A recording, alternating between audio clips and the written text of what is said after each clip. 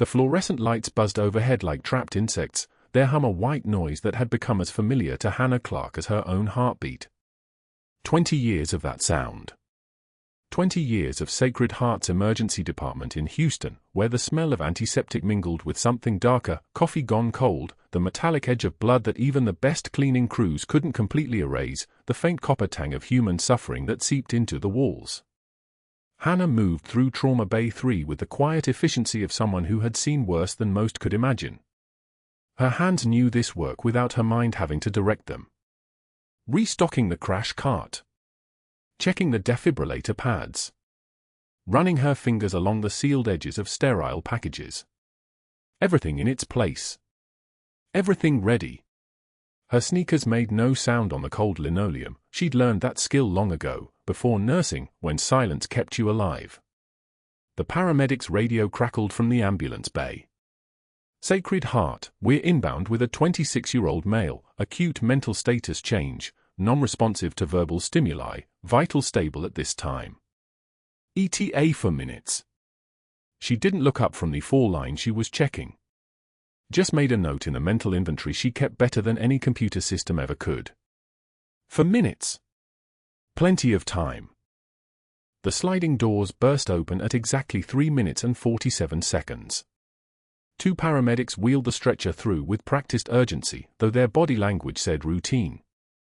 Hannah caught the patient's face first, mid-20s, military buzzcut still sharp at the edges, eyes moving in that particular way she recognized. Scanning. Always scanning. Exit routes. Threat vectors. The 1,000-yard stare of someone whose nervous system had been rewired by places that civilians couldn't pronounce. His mouth moved. Nothing came out. He gestured frantically at his throat, fingers spread like he was trying to claw out words that refused to surface. Patient is nonverbal, the lead paramedic said, handing off the chart to the nurse coordinator. Found him unresponsive at a bus station on Richmond Avenue. ID shows military service, but he's not responding to commands or verbal stimuli. No apparent physical trauma. Vital stable. We attempted to establish rapport, but Hannah wasn't listening anymore. She was looking at the jacket draped over the stretcher rail. Grey wool, military cut, worn thin at the cuffs. And there, visible for just a moment as the orderlies transferred him to the hospital bed, she saw it. A patch sewn inside the lining. Faded. Threadbare. But unmistakable. 2nd Battalion, 5th Marines. Her breath caught. Actually caught in her chest like someone had reached in and grabbed her lungs. The scar on his throat made sense now. Surgery, not trauma. Precise. Professional. The kind of work that happened in the dark with incoming fire and hands that knew exactly what they were doing because they had to, because there was no time for hesitation and no backup, and the choice was save the kid or watch him drown in his own blood. The memory hit her like concussion, not gradually, not like something drifting up from deep water, but sudden and violent and immediate. Tikrit. 20 years ago. Rubble still smoking. Screaming that never quite stopped even after it ended. An 8-year-old boy with blood in his throat and eyes going dim and her combat knife already in her hand, because sometimes you didn't have time to think, you just moved and prayed your hands remembered their training. Hannah's fingers touched her own throat. Just for a moment. Just long enough for the phantom weight of dog tags to settle there, heavy as stones.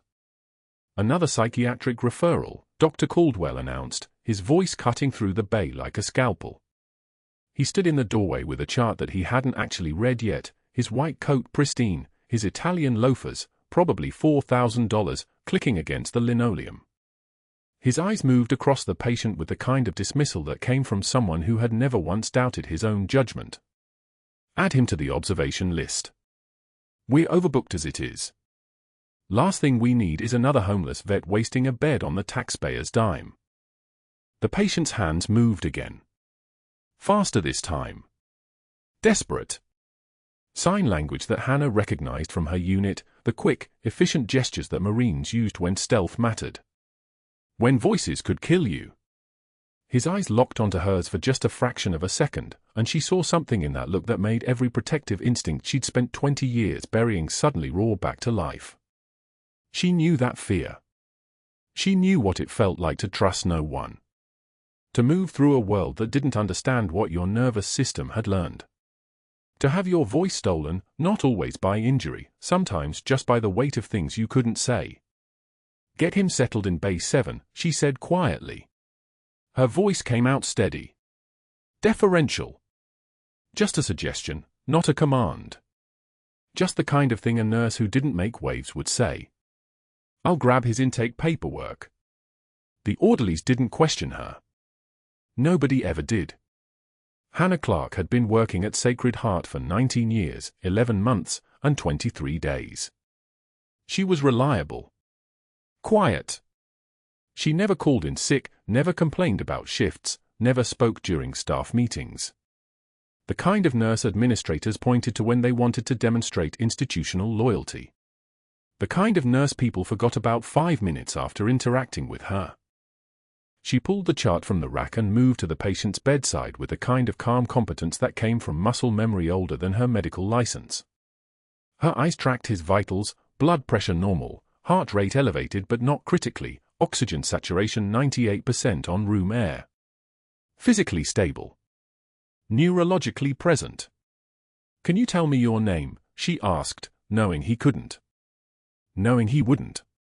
Sometimes asking was just a way of showing respect for what people couldn't give. He gestured again. More controlled this time. His fingers formed shapes that meant nothing to the orderlies or the nursing assistants moving around the bay. But Hannah understood. She'd learned that language in a place where voices were liabilities and hands were the only tools that mattered. His eyes found hers again, and this time she didn't look away. Something ancient stirred in her chest. Something protective and territorial and dangerous. The part of her that had buried itself under 2 decades of civilian life, under scrubs and hospital badges and careful anonymity. The part that had learned to move through the world as if she'd never held a weapon. Never commanded soldiers. Never left bodies in the sand that she still thought about at 3 in the morning. The scar on his throat. The unit patch.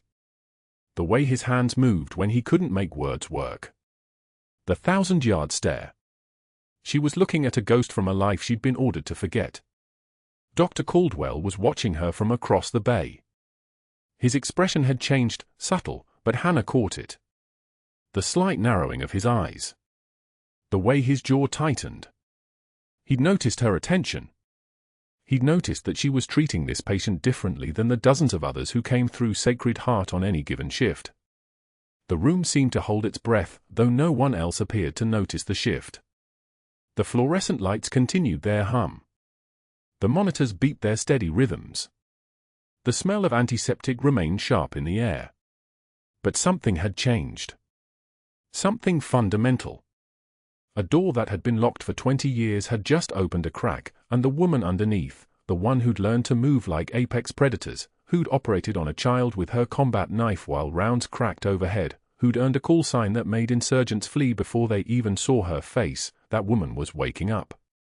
The overhead speaker crackled at 6:22 a.m., just as Hannah was checking the mute patient's vitals on the 3rd floor. His oxygen saturation was solid at 97%. His heart rate steady. Everything normal, everything fine, everything a lie because normalcy had an expiration date in this place and it was running out. "Can someone please locate Nurse Nightingale and ask her to actually do her job instead of playing therapist?" Dr. Caldwell's voice filled the ER, smooth as diesel fuel, sharp as a surgical blade. "We have real patients waiting." The entire floor stopped. Nurses exchanged glances. A resident froze mid-chart note. The mute patient's eyes flicked toward the speaker, his hand tensing on the bed rail. Hannah closed her eyes. She did not flinch. She did not flush red. She did not retreat to the supply closet. She took one measured breath, in through the nose, out through the mouth, the kind of breath she'd learned in a desert 1,500 miles away where panic was a bullet with your name on it. A single tear escaped down her left cheek.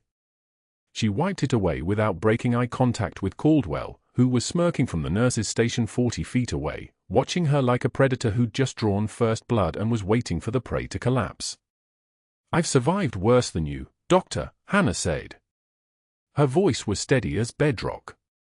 Quiet enough that only Caldwell could hear her, loud enough that the entire ER understood. She returned to the patient's full line, her hands moving with the fluid precision of someone who had long ago learned that precision under pressure was the only thing that kept people breathing. Caldwell's smirk faltered for a fraction of a second, not much, but enough. Enough for Hannah to know he'd expected something different. A tremor. An argument. Tears in a supply closet. The trembling wasn't fear. It was restraint. 3 days passed. Hannah worked her shifts with the kind of invisible excellence that made patients forget she'd even been there, which meant they healed and went home and never knew her name. That was the job. That was always the job. The mute patient remained stable, his haunted eyes following her whenever she entered the room, something desperate and recognizable moving behind his silence. She did not acknowledge the recognition. She could not afford to. On Wednesday afternoon, between shifts, Caldwell cornered her in the supply closet where the 18-gauge needles lived in boxes marked with expiration dates that always seemed to arrive just as they expired. The closet was narrow, barely 6 feet of shelving, one door, no witnesses. He'd planned it that way. "Your little Florence Nightingale act is insubordination," Caldwell said. He was standing too close, using his height advantage like a weapon, the way men did when they'd never learned that height meant nothing against someone who'd studied the geometry of violence. "Every time you second-guess my diagnoses, you undermine this department. I've documented 6 instances this month." Hannah reached past him for sterile gauze. The box crinkled under her fingers. "One more," he continued, "and your performance review tanks. You'll never work in a hospital again.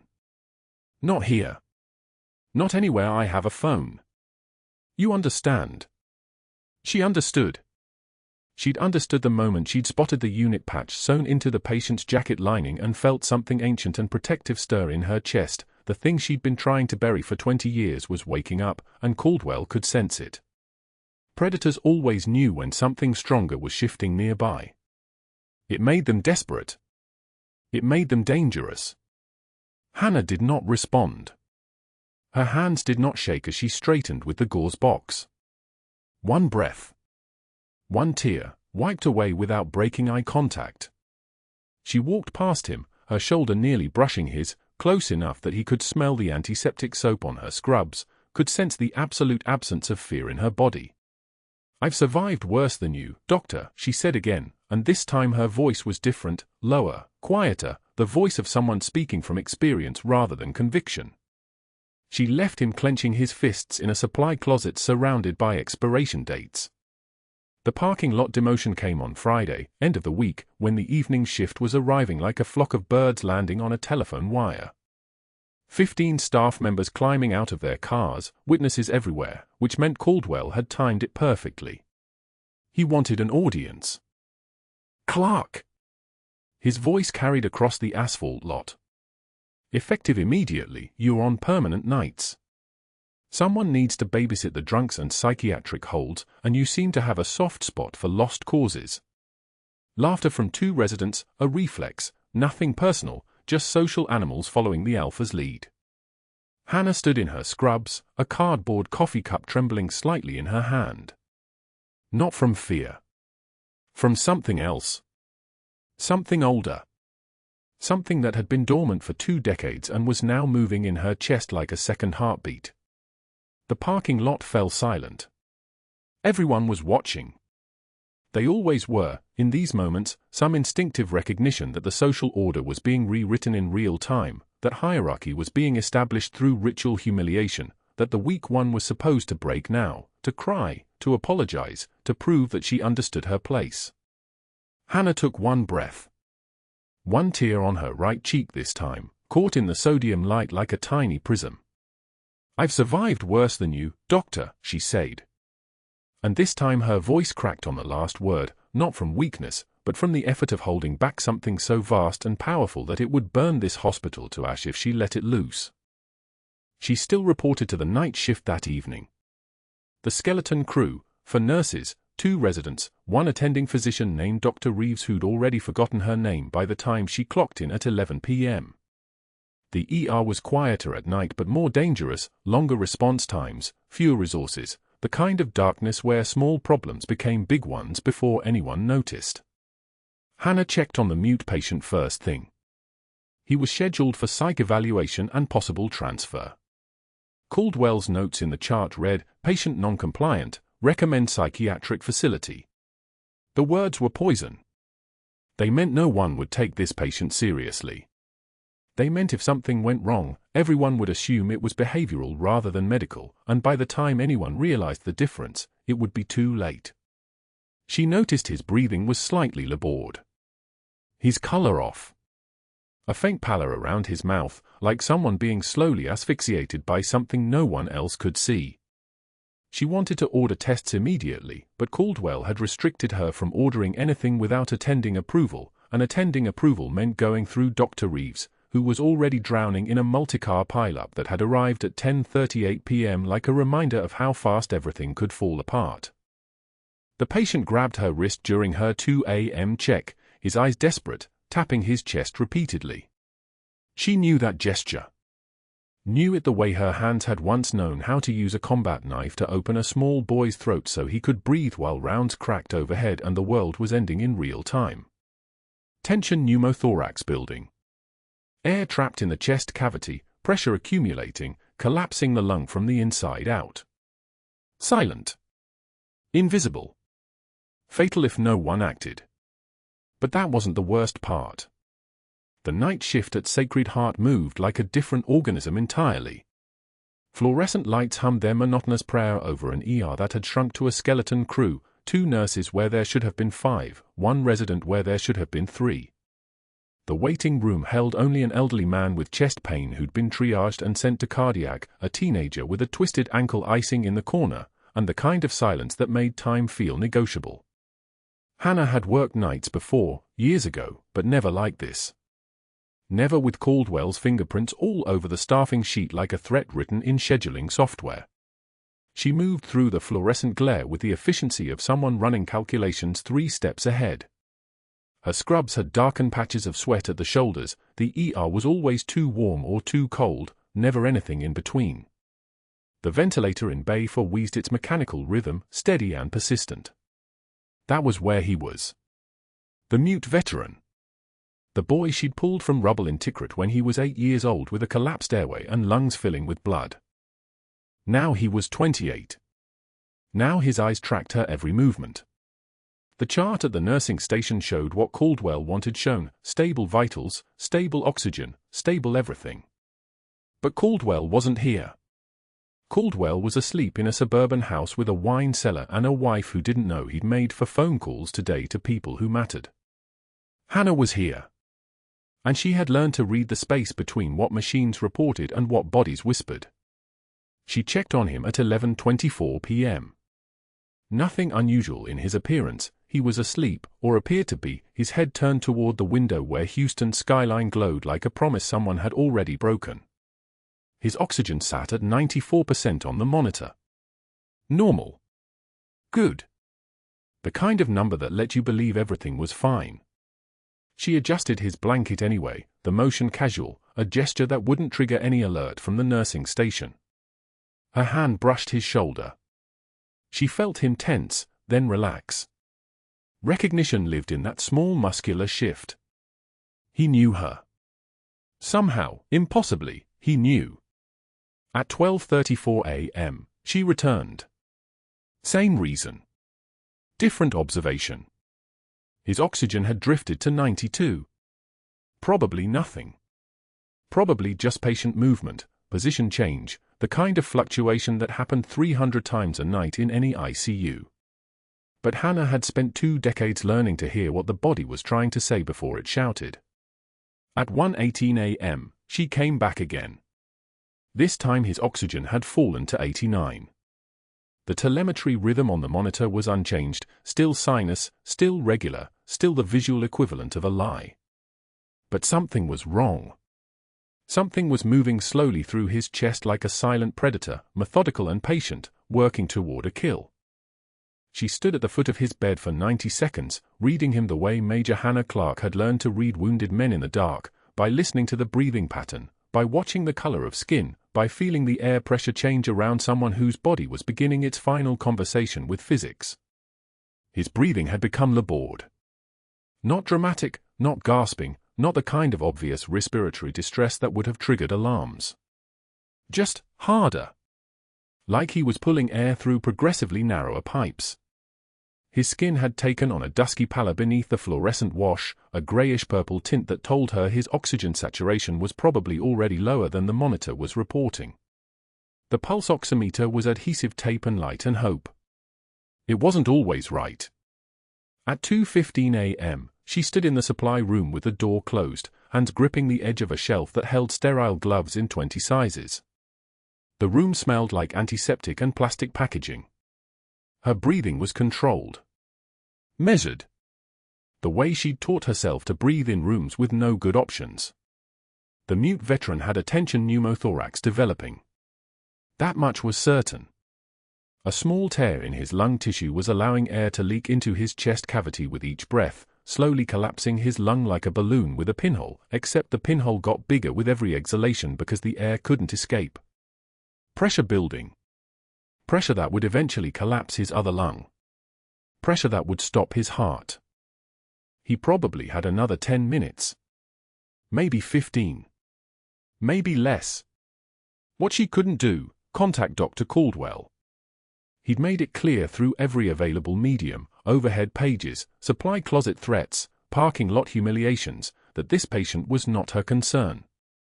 What she also couldn't do, walk away. What that meant in practical terms was operating in the space between those two impossibilities, which was where Major Hannah Clarke had spent most of her adult life. She returned to his bay at 2:33 a.m. The teenager with the ankle was asleep in the waiting room. The elderly man with chest pain was stable in a monitored bed.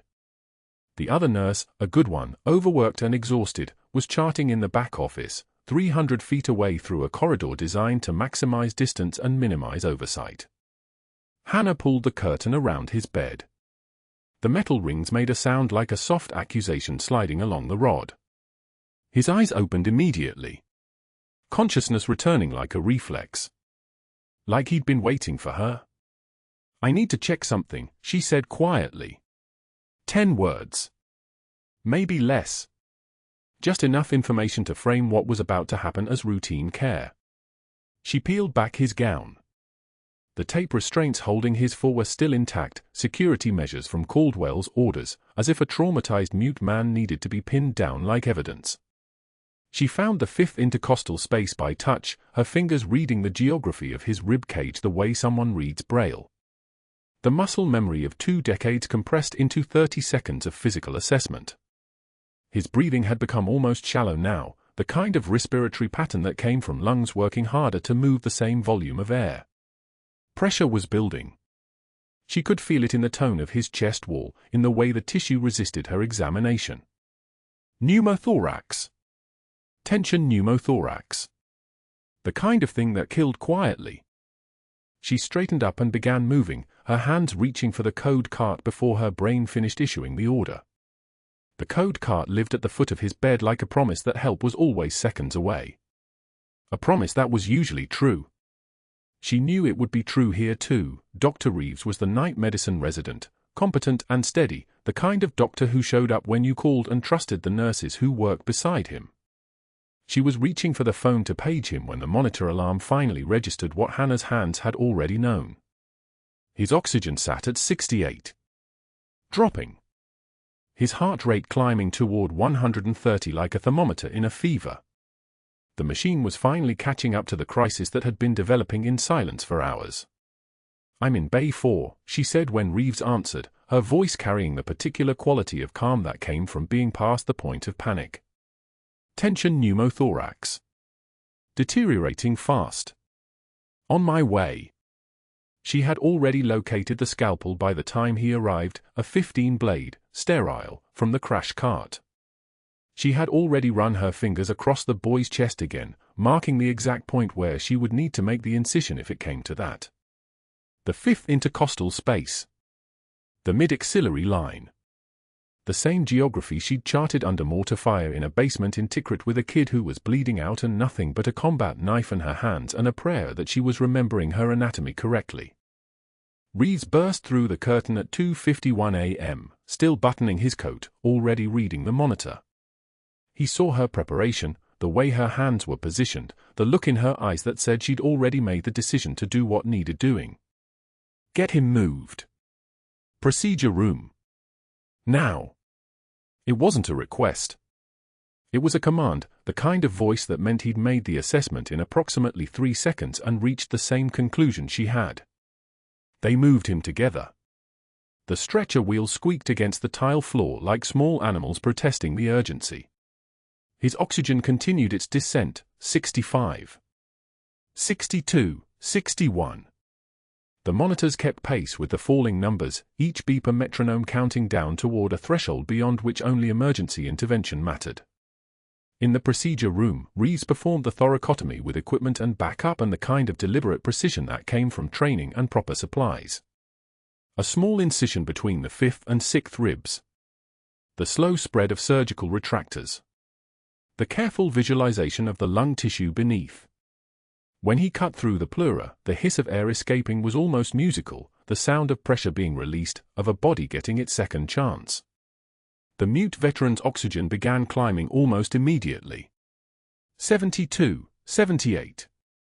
84, his color improved. The grey-purple pallor receding like a tide going back out to sea. How did you catch this?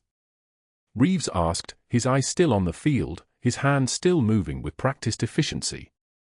Respiratory pattern, Hannah said. His breathing changed around 2 a.m. The monitors didn't catch it. Another 10 minutes, Reeves said quietly.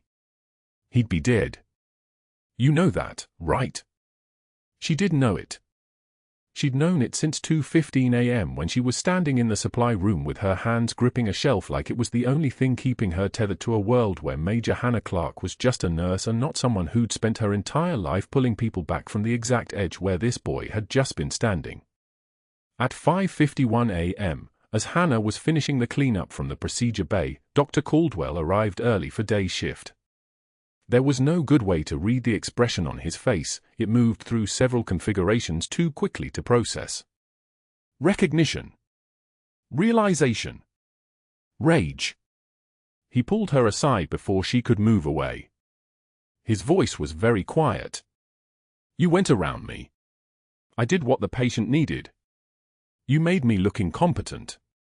He said it the way someone says a fact that burns. You took my patient and you made decisions without authority and now Reeves is writing me up in the chart. She said nothing. Composure held like a shield. He pulled out his phone. Made the first call to the chief of medicine. Described unauthorized procedures and reckless endangerment. Made the second call to a board member he apparently knew well enough to wake up before 6 a.m. Made the third call to another board member. Made the fourth call to hospital security. Each conversation took about 90 seconds. Each conversation rewrote Hannah's personnel file in real time, adding violations that hadn't existed 12 minutes earlier. By 6:15 a.m., security was standing in the hallway with a supervisor and an expression of profound discomfort. Ms. Clarke, we need to escort you out. There's a question of unauthorized medical procedures. She gathered her things. The locker held a cracked mug someone had given her 5 years ago, a dying succulent that had somehow survived 3 moves, and a photograph of her unit from 2003. All of them dead except her. And now, impossibly, the boy who'd been 8 years old in Tikrit and should have died under rubble but didn't. The rain had started while she was inside. Heavy. The kind of rain that hammered the parking lot like applause for a performance nobody wanted to watch. The curtain slid closed around Amir's bay with a whisper of fabric against metal. Hannah's hands moved on their own, muscle memory from 20 years underground surfacing like a body after winter. She didn't call for help. She didn't announce what she was doing. She simply began, gloved hands steady, movements economical, the kind of calm that comes from having already survived the worst. The monitor showed what she'd known for 3 hours, oxygen saturation dropping like a stone, pressure climbing, breath sounds absent on the left. Tension pneumothorax. Caldwell had missed it. Caldwell had left her with a skeleton crew and walked away. But Amir was still breathing. Barely. She opened the emergency kit with a soft click, fingers finding the scalpel without looking. The blade caught the fluorescent light like a small silver tooth. Hannah wiped Amir's chest with antiseptic, the sharp sting of chlorhexidine cutting through the hospital air, and placed her left hand on the second intercostal space, mid-clavicular line. Point of insertion. She'd done this before. She'd done this in the dark with rounds cracking overhead and a child's heartbeat fluttering beneath her palms like a bird in a cage. The scalpel went through skin and muscle with a single decisive motion. Not hesitation. Not doubt. Just an incision, precise as a surgeon's, because she was a surgeon, once, before the government ordered her to disappear into nursing scrubs and silence. Blood welled immediately, dark and warm. She widened the opening with her bare hands, feeling tissue separate, ribs spreading beneath her fingers. The hiss of air escaping from the pleural space came like a sigh of relief. Amir's oxygen saturation jumped immediately. 75, 78. 82. But the moment her hands had parted his ribs, another moment had split open inside her skull. 20 years gone in a second. She was 28 again, not 52. She was in Tikrit, not Houston. The child beneath her hands wasn't a mute veteran, he was 8 years old, covered in brick dust from the collapsed building, his throat torn open by shrapnel, his vocal cord severed. The rotor wash from the helicopter had been so loud she could barely hear herself think. Rounds were coming from the eastern rooftop. Her squad was returning fire. Corporal Matthews had a round in his shoulder. Lieutenant Chen was down. And this boy, this impossible boy who should have been dead, was breathing, his lungs expanding and contracting like he had a reason to live. She'd had her combat knife then, a Ka-bar with blood grooves down the spine. Here, she had a sterile scalpel from a code cart and hands that couldn't shake because they were too busy saving a life. Hannah inserted a .32 French chest tube with the fluid grace of someone who'd done this in a sandstorm. The tube hissed as it seated. Fluid drained immediately, straw-colored, perfect, no blood in the pleural space.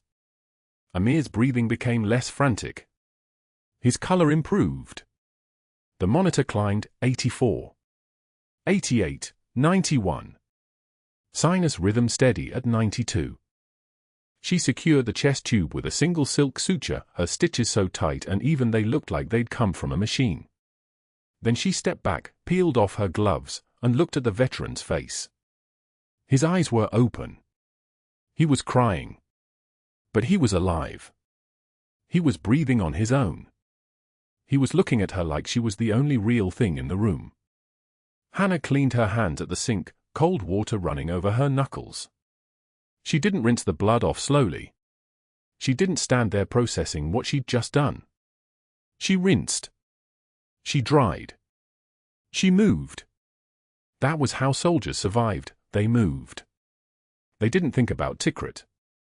They didn't think about the 8-year-old boy's mother screaming outside the perimeter or the way his small hand had gripped her shoulder as she'd carried him to the Black Hawk. They moved. But that wasn't the worst part.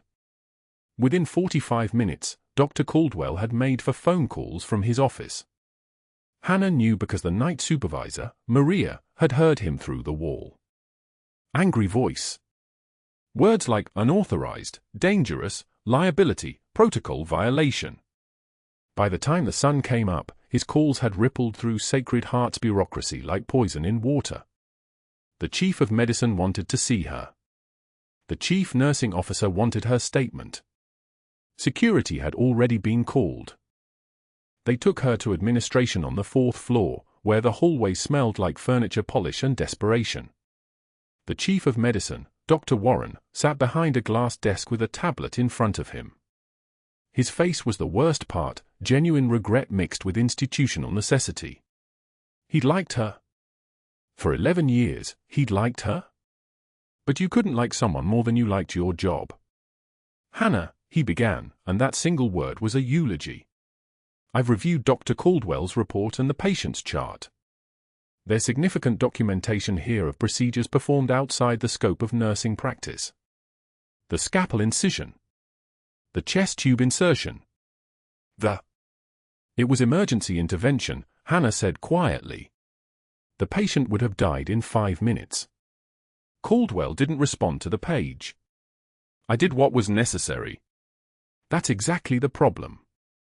Dr. Warren's hands gripped the edge of the desk.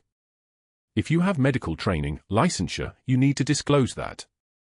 We can't have nurses performing surgeries in our ER. We can't have you going rogue when. I don't have medical training on file, Hannah said. Her voice had dropped an octave, and she realized it the moment the words came out. She realized because Dr. Warren heard it too, heard the authority beneath the civilian nursing scrubs. Because it doesn't exist anymore. He blinked. What do you mean it doesn't exist? It was erased. The silence that followed wasn't confusion. It was the moment before everything changes. Dr. Warren set down his tablet with care, as if the weight of her response had made the device heavier. Hannah, I don't understand what you're saying. If you have military medical training, if you served in some medical capacity. I can't explain it, Hannah said, and that was the truest thing she'd said in 20 years. She couldn't explain.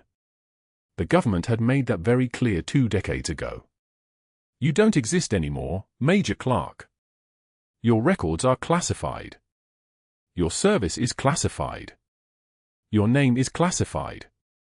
You were never in Tikrit. You never performed emergency medicine in a combat zone. You were never decorated. You will assume a civilian identity and you will keep silent, or the official story is that you're mentally unstable and your medical credentials were revoked. Her choice. She'd chosen silence.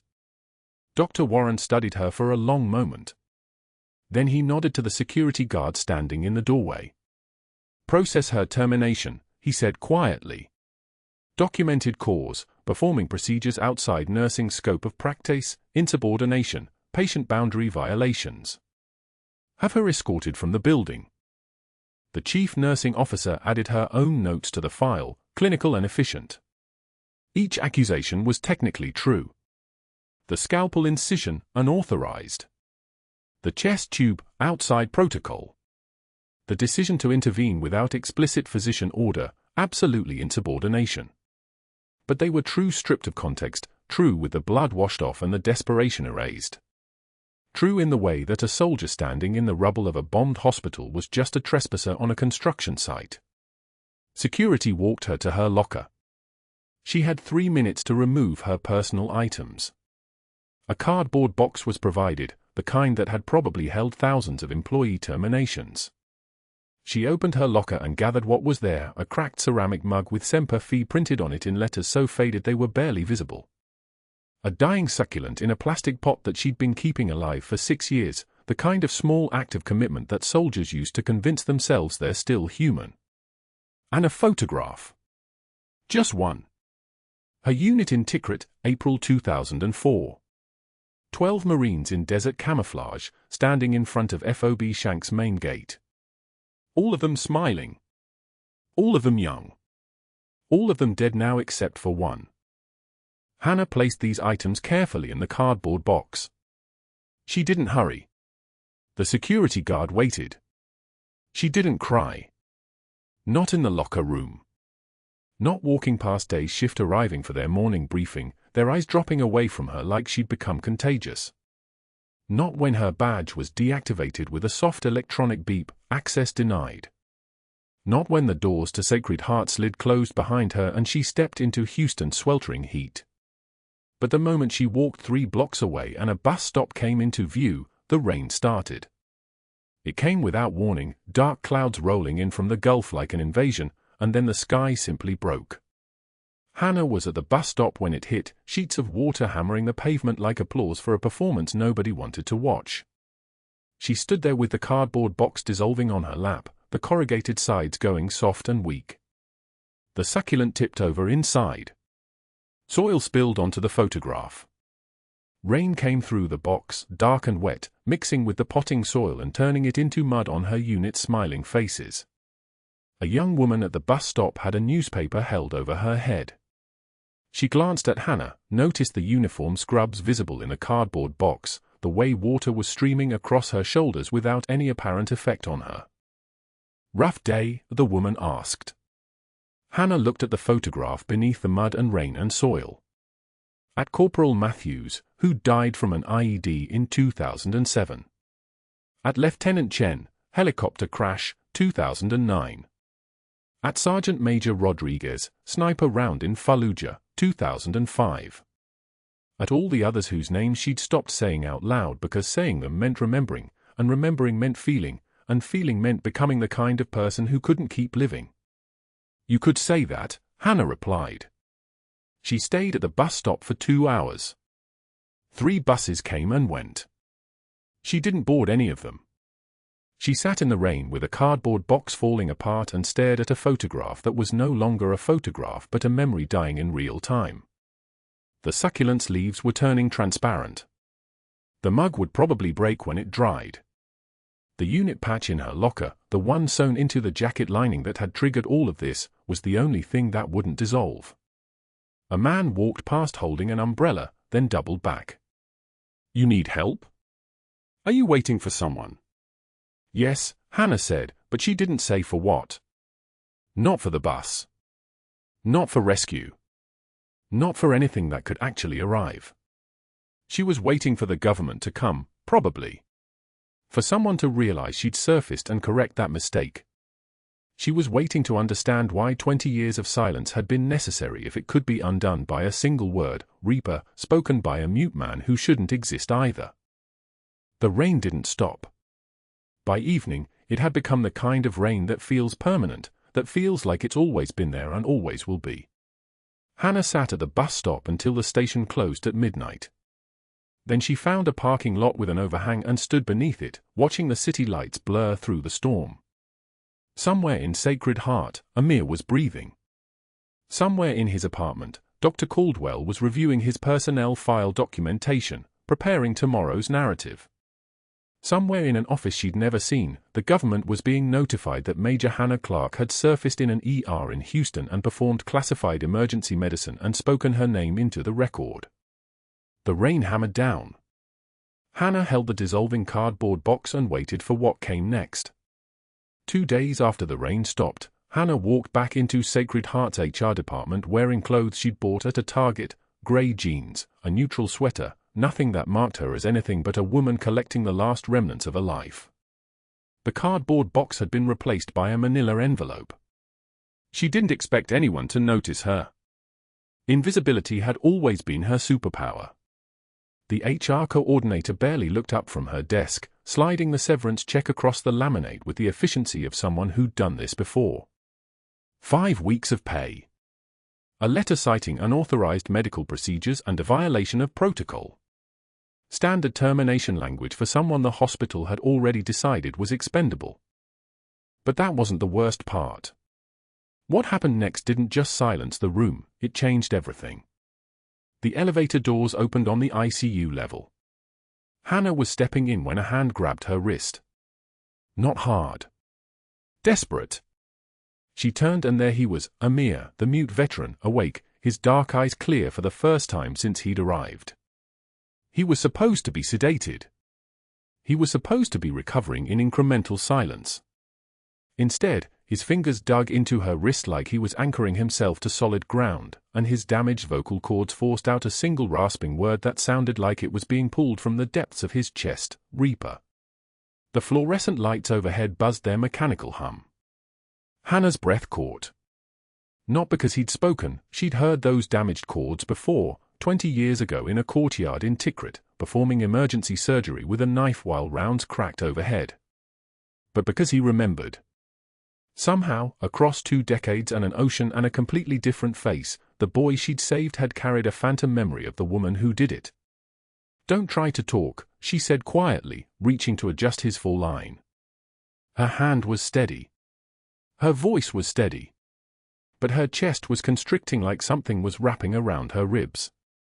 Amir shook his head violently. He gestured toward the bedside table with his free hand, frantic movements that sent his monitor spiking. A nurse hurried over to calm him, but he ignored her completely. His eyes were locked on Hannah. He grabbed for his phone with trembling fingers, typed with the intensity of someone communicating the last important thing he'd ever say. The screen glowed in his palm. Hannah read the words and felt the world tilt sideways. "She's Major Hannah Clarke." The nurse reading over her shoulder went absolutely still. Then she looked up at Hannah with an expression somewhere between confusion and awe. "That's your Major Hannah Clarke." Hannah didn't answer. She couldn't. She'd spent 20 years making sure those words never appeared in the same sentence as her name. 20 years of deliberate obscurity, of being the person nobody asked about, the nurse who kept to herself and never explained anything and accepted every slight without comment. That silence had been ordered. That erasure had been official. The government had buried the Tikrit operation so thoroughly that the only surviving member had become a ghost, a phantom, a woman with a pension that arrived in unmarked envelopes and clearance levels she wasn't supposed to acknowledge. But a mute veteran's phone screen had just revealed her identity to a room full of strangers. The nurse's trembling fingers found the computer terminal. She pulled up Amir's military file, redacted, fragmented, but with one crucial attachment, a classification notice from the Department of Defense, declassified as of this morning. The date caught Hannah's eye immediately. This morning. Someone had unsealed the record. Someone with authority. Someone who knew. What the nurse read aloud made her voice shake. In 2003, Major Hannah Clarke led a joint operation in Fallujah, Jolan district. A civilian shelter was struck by ordnance. 23 adults and 8 children were injured. Major Clarke performed emergency field medicine on site, including an emergency field cricothyrotomy on a miner using a combat knife. The miner, designated Ali Hassan, age 8, was stabilized and evacuated to Landstuhl Regional Medical Center. The nurse looked up from the screen. The file says he was later adopted by a civilian contractor and brought to the United States. Me, Amir typed on his phone, holding it up so everyone could see. "I'm him. She saved my life when I was 8. She saved it again 2 days ago." The room went so quiet you could hear the ventilator breathing for the patient 3 beds over. Then Amir's room phone rang. The unit secretary answered, listened, went pale. She handed the receiver to the charge nurse. "It's Walter Reed. Someone asking for Major Clarke." The charge nurse put it on speaker. A voice came through, military, precise, cold as winter. "This is Master Chief Petty Officer James Halloway, SEAL Team 3, retired. I transported the classified medical evacuation in 2003. I'm calling to confirm that Major Hannah Clarke has 2 Silver Stars, a Navy Cross, and a Purple Heart. She's the reason that man is alive. She's the reason 212 other civilians made it out of Tikrit. She's the reason I'm calling to tell you that if that hospital did anything other than give her a medal, you made a catastrophic error." The line went dead. 20 seconds later, Sacred Heart's main switchboard lit up like a Christmas tree. Calls from the Department of Defense. Calls from the Pentagon. A call from an FBI liaison who arrived at the hospital within the hour in a Navy suit that fit like it had been tailored yesterday, with credentials that made every administrator in the building move faster than they'd ever moved in their lives. The liaison found Hannah standing in the ICU, still holding Amir's hand. He looked at her the way someone might look at a photograph of something they'd heard about but never quite believed existed. "Major Clarke," he said. It wasn't a question. "I'm Special Agent Marcus Webb, FBI. We need to have a conversation about a classified operation that was officially erased from the record in 2003. Before Hannah could answer, Margaret Voss, Sacred Heart's chief administrator, rushed down the hallway with Dr. Reeves trailing behind her. "Agent Webb, I assure you, there's been a terrible misunderstanding. We would never." She stopped when she saw Hannah. Her face shifted through about 5 different emotions in rapid succession: shock, recognition, dawning realization. You're Major Clarke. She is, Agent Webb said. She's also going to be here with my full authority today. Dr. Caldwell's personnel file regarding her termination is now part of a federal investigation into falsified records and potential criminal negligence. The FBI liaison took Hannah to a quiet conference room and sealed the door. The next hour was a blur of official documents, unsealed records, photographs of operations that were supposed to never have happened. A black and white photo from 2003 showed a young woman with a surgical mask and steady hands, performing emergency medicine in a combat zone. The woman was unmistakably Hannah. Your operation was buried by an administration that didn't want the political fallout, Webb explained. A Marine commander making decisions without authorization. 212 civilians evacuated. Multiple intelligence assets extracted. The government decided it was better to erase you than acknowledge what you did. Your records were sealed. Your rank was buried. You became a person who technically never served. Hannah listened without expression. She'd always known this was possible. Classified operations worked that way. But knowing and hearing it confirmed were different things. The unsealing happened this morning, Webb continued. At the request of your former unit commander, Major General James Matson. He made calls. He pulled strings. And as of 4 hours ago, your service record became public knowledge. At 4 p.m., Dr. Caldwell sat in Sacred Heart's media studio under hot lights, makeup applied, the kind of composed confidence that came from believing you'd already won. A local news crew had gotten wind of the story, decorated Marine fired for saving a veteran's life, and Caldwell had decided the best defense was offense. Frame it as protocol violation. Emphasize patient safety. Question her military credentials.